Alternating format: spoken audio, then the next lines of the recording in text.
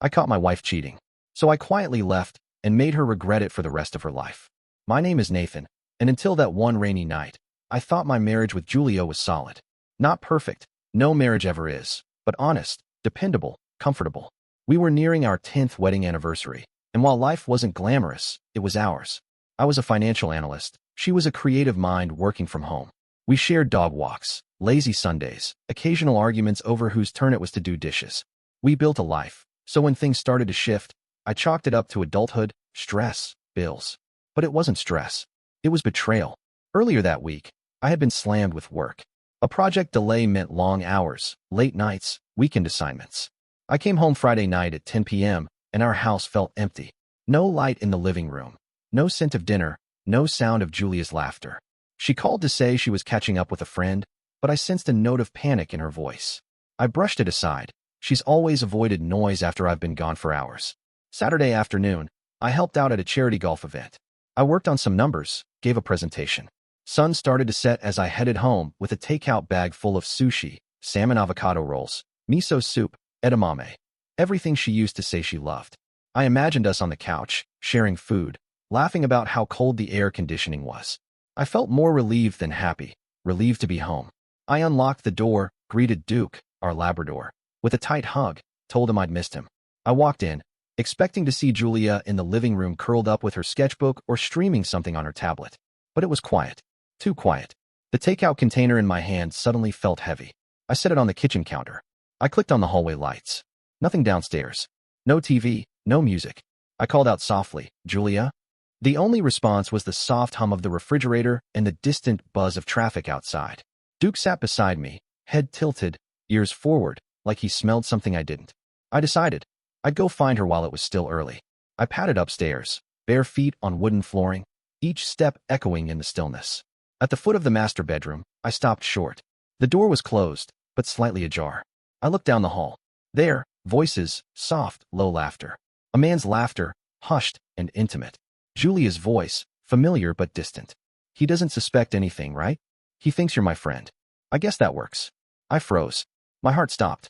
The sushi container slipped from my fingers, shattering on the hardwood with a sound sharper than glass normally is. Duke let out a whimp, alert, confused. I stared at the door, my chest tightening. I wanted to kick it down, to screamingly demand explanations, to collapse in tears, to curse, to beg, all of it. But something more powerful rooted me in place. Utter, crushing disbelief. I placed a hand over the crystals from the takeout box. A mason jar flew off the counter, but I didn't flinch. I stared at the door, notes of laughter growing closer. From inside the room. "It's been too long," said Julia. "I've missed this." "Me too," the man replied softly. "You look so radiant." I pressed my back against the wall. I could feel my breath, warm against the collar of my shirt. I closed my eyes to steady myself. I wanted to scream, "No, this can't be happening." I wanted to break in. But part of me knew there was nothing left to say in that room that night. I stared at Duke, who looked at me, waiting. I saw it in his eyes, the same betrayal. I looked back at the door, then stepped back. Gently, quietly, I turned. I passed Duke, whispered, "Come on, buddy." He followed. We walked down the hall like ghosts, past the broken sushi box, past the framed photo of us in happier times, and to the front door. I left it ajar behind us, took a deep breath of the cool, damp air that had followed me in from the storm outside, and handed Duke the leash. He tugged free as if he knew the drill. This was the night we left. We drove to a hotel downtown. Duke slept on the bed. I stared at the ceiling. I felt hollow, but oddly peaceful. There was no order anymore, no routine, no need to pretend to fit inside a broken marriage. Over the next few days, I moved quickly, not furiously, but with determined clarity. I opened a private account, withdrew my share of our joint savings. I scouted a one-bedroom rental near the park. I picked up a new phone and started therapy sessions anonymously. I booked an appointment with a divorce lawyer. Nothing heated, no custody battles or hurtful words. Just clean ending, swift division, respectful exit. I didn't want revenge. I wanted to salvage some dignity and build something new. Saturday morning, the divorce papers were delivered to Julia at her office. I heard later she'd left in tears, screaming about betrayal and loneliness. I didn't respond to her calls or messages. I was chain-smoking on my balcony with Duke, looking out over a city that suddenly felt full of possibility. That evening I walked through what used to be my neighborhood. Families loading minivans, someone walking their dog, kids riding bikes. I saw evidence of ordinary life, laughter, love, routine. And I realized I still wanted that for me, but on my terms, without lying or half-truths. That night, I woke up at 2 a.m. to a voicemail. Julia's voice cracked. "Nathan, please. I'm sorry. I made a mistake. I need to explain." My fingers hovered over my phone screen. I stared at her message and thought about every late-night conversation, every ambition we shared. We used to be partners. I deleted the message. That silence felt heavier than any scream I could have given her in that moment. Because sometimes the absence of noise screams the truth louder. For now, that silence was my answer. The divorce papers hit Julia like a truck. I didn't need to hear her scream to know it. My lawyer told me the documents had been delivered to her office at 10:37 a.m. on a Tuesday. I had asked them specifically to serve her there, not out of spite, but to ensure that the reality of what she'd done landed publicly, not behind closed doors where she could spin her lies. A friend from her company, someone who didn't know we had separated yet, texted me an hour later. "Bro, Julia's crying in the hallway. She just got divorce papers? What happened?" I didn't answer. I didn't need to explain myself to anyone, especially not now. In the next 2 weeks, I ignored 21 phone calls from her, 14 text messages, 3 voicemails, and a 3-paragraph email titled, "Please let me explain." But I knew better. There was nothing she could say that would change what I heard outside that bedroom door. Nothing she could justify, nothing that would make it hurt less. She made her choice. I made mine. But she didn't stop.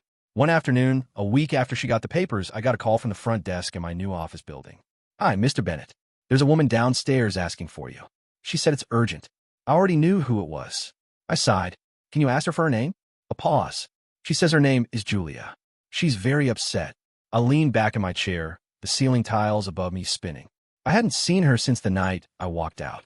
I hadn't even heard her voice in person. "Tell her I'm not available. And please let security know she is not allowed in the building again." Another pause. "Yes, sir. Got it." I ended the call and stared at my hands for a moment. They weren't shaking. I was calmer than I thought I'd be. The silence was power. I didn't owe her a confrontation. She wanted drama, closure, something to fight against. I gave her none of it. 30 minutes later, I received a message from an unknown number. "So, you just gonna hide now? After everything? You're not even man enough to talk to me?" Then another. "I made a mistake, Nathan. I messed up. Please just meet me. Let me explain." I blocked the number. Later that week, I stopped by a bookstore on the way home and found myself browsing aimlessly, still carrying the weight of the day. A woman with dark curly hair and glasses bumped into me near the memoir section. She apologized. I smiled. We chatted briefly about some obscure author we both recognized. Her name was Erica. She didn't know me. She didn't know Julia. She didn't know the mess of my marriage or the bitterness I'd been swimming through for weeks. She just smiled, talked about books, and recommended a local bakery. And for the first time in weeks, I breathed. Meanwhile, Julia's spiral was accelerating. I began hearing from mutual friends. Messages, calls, little updates I hadn't asked for. "She's not doing well, Nate. She's staying at her sister's place. She quit her job. Says she can't focus. She's telling people you just abandoned her out of nowhere. She says you're being cruel for cutting her off." One friend even said, "She told everyone you had commitment issues, and that's why she cheated." That one made me laugh. Commitment issues? I stayed loyal for almost a decade while she lied straight to my face. I cooked for her, bought her flowers every month, showed up at her art shows, paid half her student loans, and I never once made her feel like she was second best. But sure, let's blame me. Still, I didn't defend myself. I didn't post anything. I didn't gossip. I just let her twist herself into knots, trying to control the narrative while I moved on in silence. She started sending longer emails. I never opened them, but I saw the subjects. I was confused, not in love. "You didn't deserve it, but I didn't know how to tell you I was unhappy. Can we talk?" Just once. She was desperate now, and it was showing. One night, I got a message from her mother. A short one. "You've made your point, Nathan. She's miserable. Just give her a chance to explain." For closure. I didn't reply. 2 months into the separation, Julia showed up again, this time at my apartment. It was a Saturday morning. I had just come back from a jog with Duke and was unlocking the front door when I heard a voice behind me. "Nathan." I turned around slowly. There she was, Julia, standing in the same hoodie she used to sleep in, hair messy, eyes tired, holding a coffee she probably bought from the shop across the street just to stake out my building. We locked eyes. She looked smaller than I remembered. "Can we talk?" she asked, voice quiet. I didn't move. "Just 5 minutes," she added, stepping forward. I inhaled sharply. Then, Very calmly, I said, "You can say whatever you want, but I'm not staying." Her face twisted. "So that's it? You're not even going to listen?"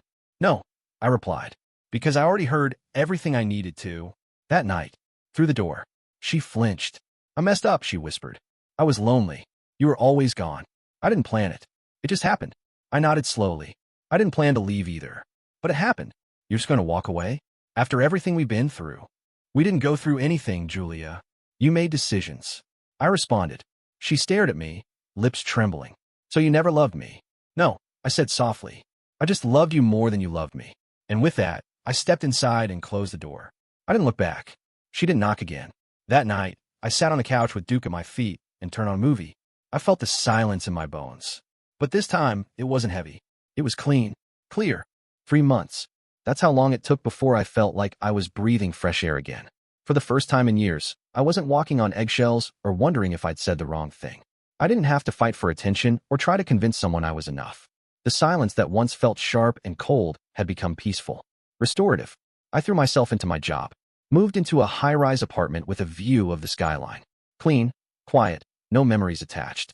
I furnished it with warm tones and clean lines. Something about building a space that was mine from the ground up felt like therapy in itself.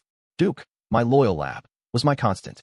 He adjusted faster than I did, like he always knew we were better off. Every morning we'd walk through the park near the lake.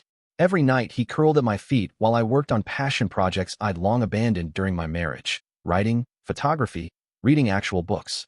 And then there was Erica, the woman from the bookstore with the curly hair and a smile that didn't ask questions. She didn't pry about my past. She wasn't in a hurry. Our first few dates were casual, grabbing coffee, walking the aisles of used bookstores, watching indie films in an empty theater. There was no pressure to perform or impress. With Erica, I could just be. She once said over a dinner, "You're easy to be around. You don't pretend." And I realized I hadn't been myself in years. Not until now. Meanwhile, Julia's name still popped up occasionally. Friends would mention that she looked rough or different. She'd lost weight, quit social media, wasn't going out anymore. Someone told me the guy she cheated with had ghosted her a few weeks after I left. She had apparently moved back in with her sister. Another friend, who I hadn't seen since the wedding, messaged me randomly. "I don't know what happened, man, but Julia talks about you all the time now. Says she thought she had time to fix things, but you left before she could." Good. Because there was nothing to fix. 6 months after the divorce, I was invited to a holiday party at my old college friend's house. Erica was out of town visiting family, and I figured it'd be nice to see old faces, catch up, just be social again. I didn't know Julia would be there. She walked in wearing a black coat, her hair shorter, eyes heavier. I saw her freeze the second she saw me standing near the bar, talking to a friend.